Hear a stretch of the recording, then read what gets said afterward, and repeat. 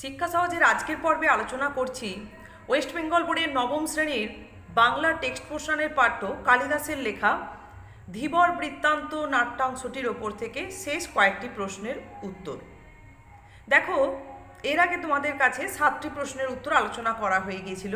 আজকে টেক্সট পোর্শনের একদম শেষের অংশ থেকে 3টি প্রশ্নের উত্তর এবং ধীবরের চরিত্রটি আলোচনা করব। দেখো, আজকের 8 নম্বর প্রশ্নটি কি রয়েছে। যে লাইন ধরে রয়েছে, এ যে শুল থেকে নামিয়ে একেবারে হাতির পিঠে চড়িয়ে দেওয়া হলো, লাইনটি প্রাসঙ্গিকতা লেখো।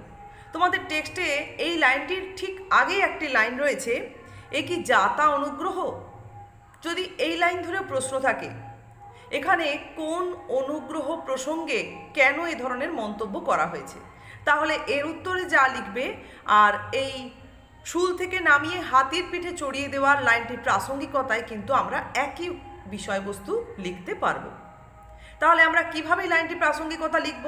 এর আগের পর্বে তোমাদের কাছে যে কয়েকটি প্রশ্নের উত্তর আলোচনা করেছিলাম, উত্তরগুলো কিন্তু একই প্যাটার্নের ছিল, উত্তরগুলো কিন্তু একইভাবে উপস্থাপন করতে হয়েছিল। ঠিক সেইভাবেই কিন্তু এই প্রশ্নটার উত্তরও আমরা বলতে পারি।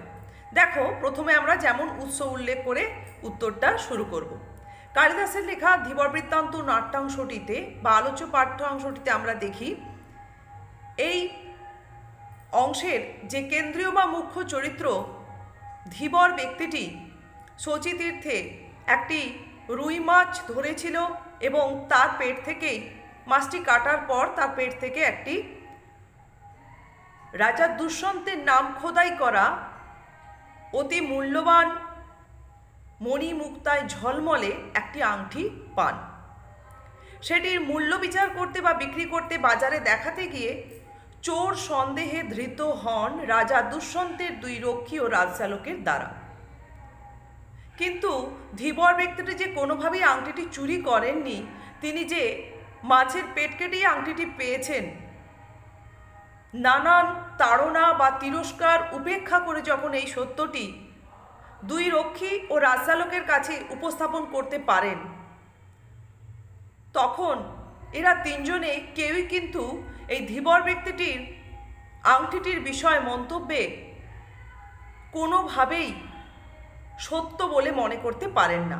তবু আমরা কাহিনীতে দেখি যে রাজচালক ধীবর ব্যক্তিটির আংটি সম্পর্কে বলা তথ্যের সত্যতা যাচাই করতে যখন রাজদরবারে উপনীত হন, সেই সময় কিন্তু আমরা পাঠ্যাংশতে দেখি 2 জন রক্ষী কোনোভাবেই ধীবর ব্যক্তিটিকে চোর, বাটপার বা গাঁটকাটা ছাড়া আর কিছুই ভাবতে পারেন না।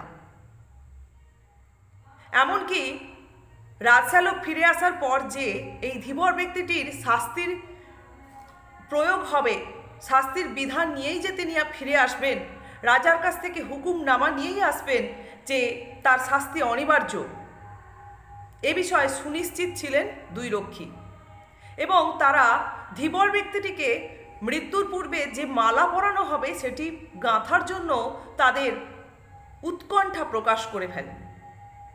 যখন রাজচালককে রাজদরবার থেকে ফিরে আসতে দেখা যায়, তখন 2 জন রক্ষী ধরেই নেন যে রাজার হুকুমনামা নিয়েই উপনীত হচ্ছেন রাজচালক, এবং ধীবরটিকে হয় শকুন দিয়ে না হলে কুকুর দিয়ে খাওয়ানো হবে।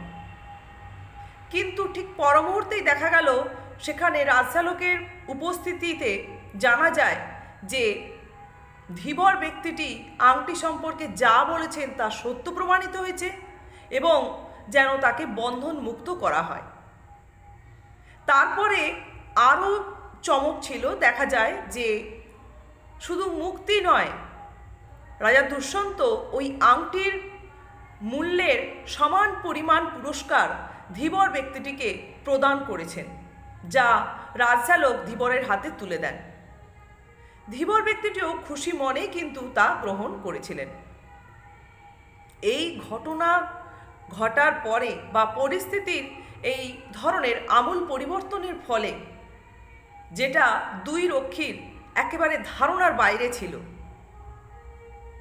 এই ঘটনা ঘটে যাওয়ার পরেই কিন্তু মূলত আমরা দেখব 2 জন রক্ষীর মধ্যে প্রথম রক্ষী অর্থাৎ সূচক এই ধরনের মন্তব্য করে বসেন ধীবর ব্যক্তিটির শাস্তি না পাওয়ার পরিবর্তে পুরস্কার পাওয়ার ঘটনাকে কেন্দ্র করে, যে কারণেই শুল থেকে নামিয়ে হাতির পিঠে চড়ানোর কথা বলা হয়েছে, যে কারণেই এই অনুগ্রহকে একেবারে অতি সামান্য অনুগ্রহ বা অতি সাধারণ অনুগ্রহ বলে চিহ্নিত করতে পারছেন না প্রথম রক্ষী সূচক।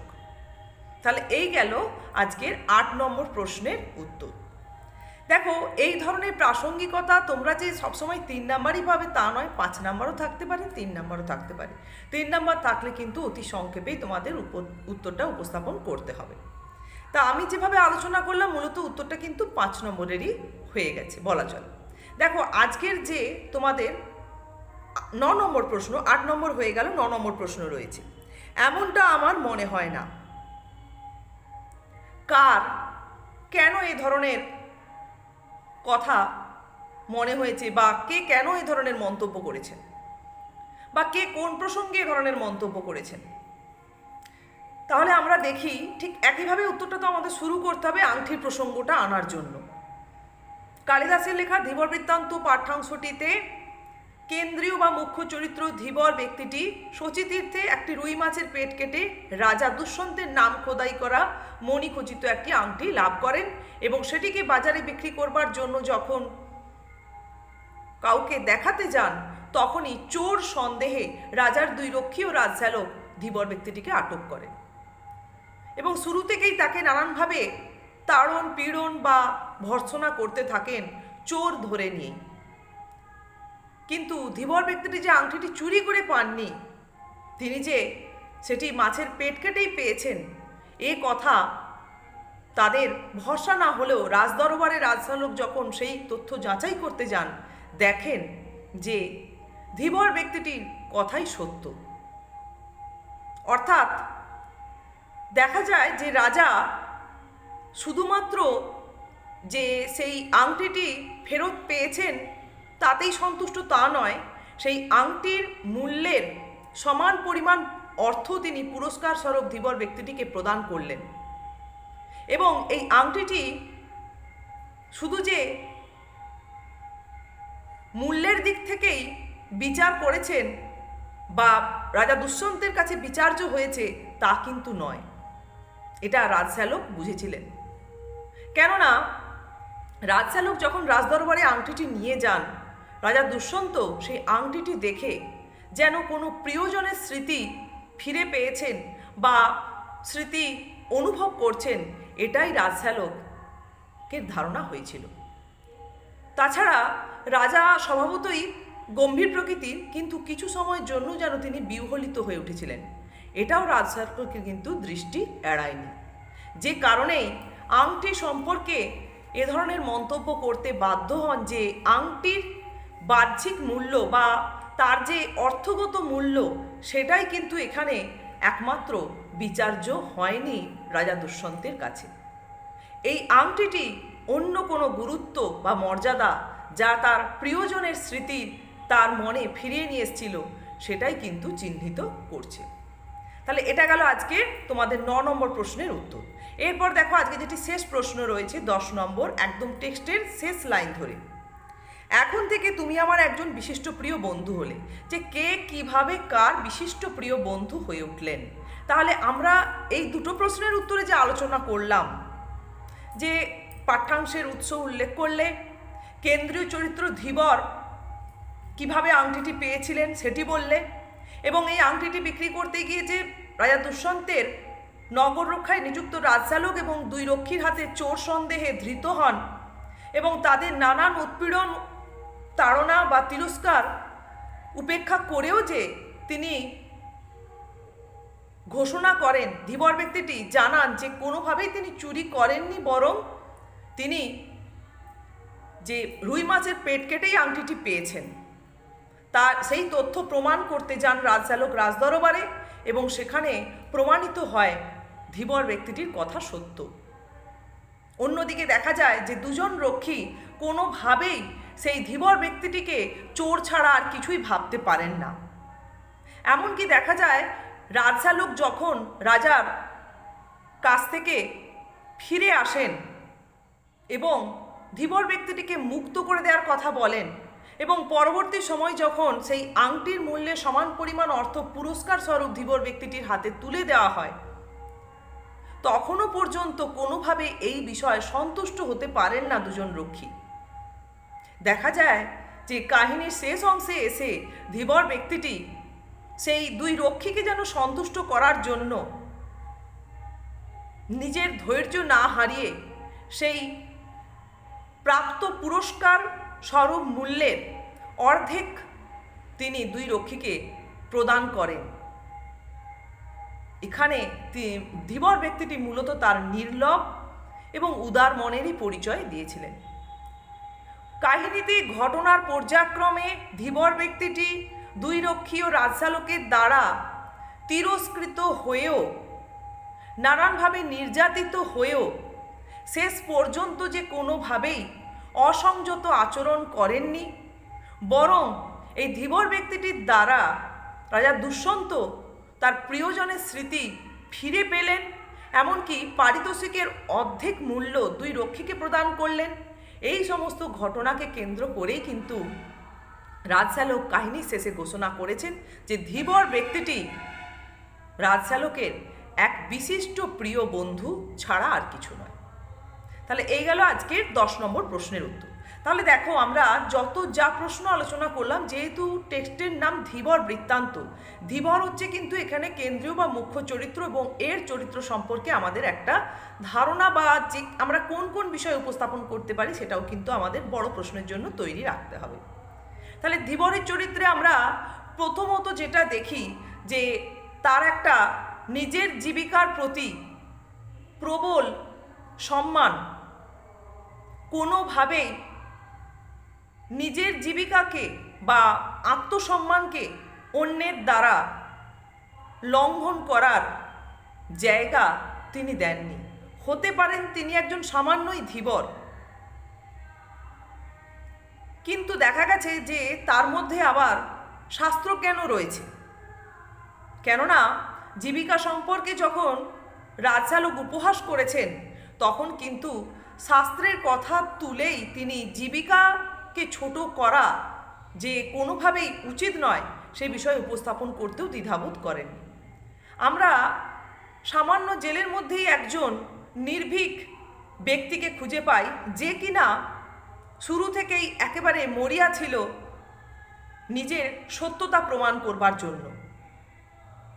তিনি যে কোনোভাবেই ভেঙে পড়েননি, তিরস্কারের মুখে পড়ে, উপহাসের মুখে পড়ে, বিদ্রূপের মুখে পড়ে বা হীনমন্যতায় ভোগেননি, এটা কিন্তু তার একটা ব্যক্তিত্বের পরিচয় আমাদের কাছেই তুলে ধরে। তাছাড়া আমরা দেখি এই ধীবর ব্যক্তিটির মধ্যে একটা যথেষ্ট পরিমাণে সহিষ্ণু মন রয়েছে, একটা উদার মন রয়েছে এবং সর্বোপরি রয়েছে তার নির্লোভ স্বভাব। আবার তিনি যথেষ্ট পরিমাণে দায়িত্বশীল। কেননা যখন তার সারাটা দিনই প্রায় অতিবাহিত হলো এই আংটিটি সংক্রান্ত ব্যাপারে, তখন ধীবর ব্যক্তিটি তার সারাদিনের রুজি রোজগার সম্পর্কে যখন উদ্বিগ্নতা প্রকাশ করেন, তার মধ্য দিয়ে কিন্তু তার পরিবার সম্পর্কে দায়িত্বশীলতার একটা পরিচয় ফুটে ওঠে। এছাড়া কাহিনীর শেষ অংশে গিয়ে আমরা দেখছি যে তিনি উদারভাবেই দুই রক্ষীকে খুশি করবার জন্য পারিতোষিকের অর্ধেক মূল্য প্রদান করছেন। সেখানে একজন সামান্য ধীবরের মূল্যের প্রতি যে, অর্থের প্রতি যে নির্লোভ মন, সেটাই কিন্তু ফুটে উঠেছে। কাহিনীর শুরু থেকে, পাঠ্যাংশের শুরু থেকে শেষ পর্যন্ত আমরা কোথাও কিন্তু এই ধীবর ব্যক্তিটিকে অসংযত আচরণ করতে দেখিনি। নির্বিঘ্নেই কিন্তু নিজেকে যেন তিনি নির্দোষ প্রমাণ করলেন এবং কাহিনীর শেষে তিনি যে স্বভাবতই সামান্য ধীবর হলেও স্বভাবতই যে একটা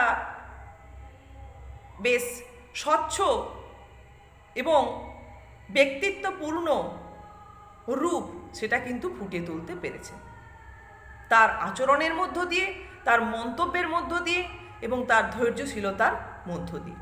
তাহলে এভাবেই আমরা ধীবর চরিত্রটিকে এই কাহিনীতে তুলে ধরতে পারি। তাহলে আমরা আজকে মূলত 3টি প্রশ্নের উত্তর আলোচনা করলাম শেষের, এবং ধীবর চরিত্রটি একটু জেনে নিলাম, কেননা তোমাদের রচনাধর্মী প্রশ্নের ক্ষেত্রে কিন্তু এই ধীবর চরিত্রটা খুবই গুরুত্বপূর্ণ। তাহলে আশা করছি ধীবর বৃত্তান্ত এই টেক্সট পোর্শনের উপর থেকে তোমাদের আর কোনো সমস্যা থাকবে না। আর যদি কারোর কোনো প্রশ্নের উত্তর এখনও বুঝতে অসুবিধা হয় তাহলে কিন্তু তোমরা আমাকে অতি অবশ্যই মেসেজ করতে পারো। আমি পরবর্তী ভিডিওতে চেষ্টা করব তোমাদের সেই সমস্যার সমাধান করে দিতে।